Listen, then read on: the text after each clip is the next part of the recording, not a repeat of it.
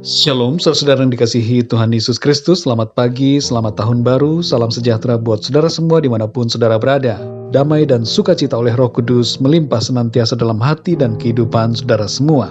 Sebelum kita mendengarkan renungan firman Tuhan, mari sama-sama kita berdoa. Bapa kami yang di sorga, Bapa di dalam nama Tuhan Yesus Kristus, kami mengucap syukur Tuhan oleh karena pimpinan dan penyertaan Tuhan di sepanjang tahun yang sudah kami lewati. Dan di tahun baru ini, kembali kami ada oleh karena anugerah dan kemurahan Tuhan. Kami percaya kehidupan kami akan senantiasa dilingkupi oleh kebajikan dan kemurahan Tuhan. Pada saat ini Tuhan, kami akan mendengarkan sabda firman-Mu. Urapilah setiap kami ya Tuhan. Berbicaralah kepada kami dan buatlah kami mengerti dan semakin mengenal akan Engkau. Terima kasih Tuhan. Dalam nama Tuhan Yesus Kristus kami berdoa. Haleluya. Amin. Saudara yang dikasihi Tuhan, ayat renungan kita pada saat ini terdapat di dalam 1 Korintus 13 ayat yang ke-13. Tertulis demikian. Demikianlah tinggal ketiga hal ini, yaitu iman, pengharapan, dan kasih. Dan yang paling besar di antaranya ialah kasih. Saudara yang dikasihi Tuhan, pertama-tama saya mengucapkan selamat tahun baru 2021. Tahun ini mari kita jalani dengan semangat dan sukacita di dalam Tuhan. Hidup saudara dan saya ada dalam rencana Tuhan yang baik. Kebaikan dan kemurahan Tuhan akan mengikuti kita seumur hidup kita dan penyertaannya sempurna atas kita. Dalam 1 Korintus 13 ayat yang ke-13 disebutkan 3 hal penting dalam menjalani kehidupan, yaitu iman, pengharapan, dan kasih. Mari kita renungkan satu persatu saudara. Yang pertama, iman. Dalam Ibrani 11 ayat yang pertama dikatakan, iman adalah dasar dari segala sesuatu yang kita harapkan dan bukti dari segala sesuatu yang tidak kita lihat. Roma 1 ayat 17 mengatakan bahwa orang yang benar akan hidup oleh iman. Iman kita kepada Kristus memberikan keselamatan. Iman itu juga memberikan kita keyakinan bahwa segala yang kita hadapi ada dalam kuasa dan pertolongan Tuhan. Keadaan apapun, tantangan sebesar apapun, masalah yang sangat sulit sekalipun akan dapat kita atasi dengan iman. Tuhan Yesus berkata, tidak ada yang mustahil bagi orang percaya. Masalahnya sekarang saudara, adakah kita mau tetap beriman kepada Tuhan?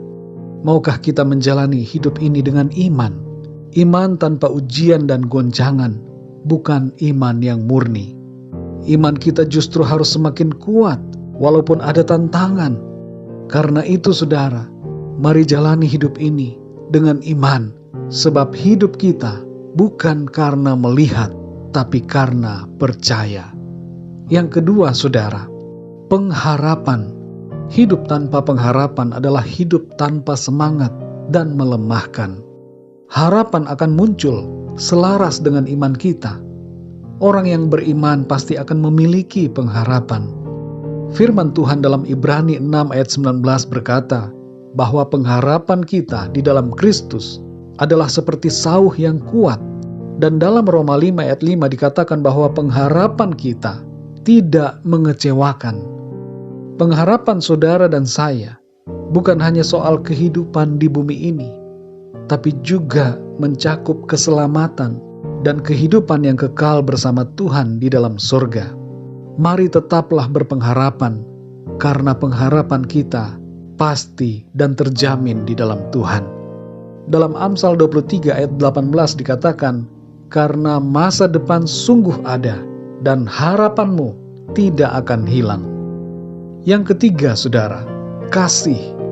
Perintah yang utama dalam seluruh Alkitab berhubungan dengan kasih, yaitu kasih kepada Tuhan dan kasih kepada sesama. Kedua hukum atau perintah ini sama hakikatnya. Mengasihi Tuhan dan mengasihi sesama harus seiring sejalan. Kasih kepada Tuhan kita nyatakan dengan menuruti firman-Nya, dan kasih kepada sesama kita wujudkan dengan menerima, menghargai, menolong, dan mengampuni.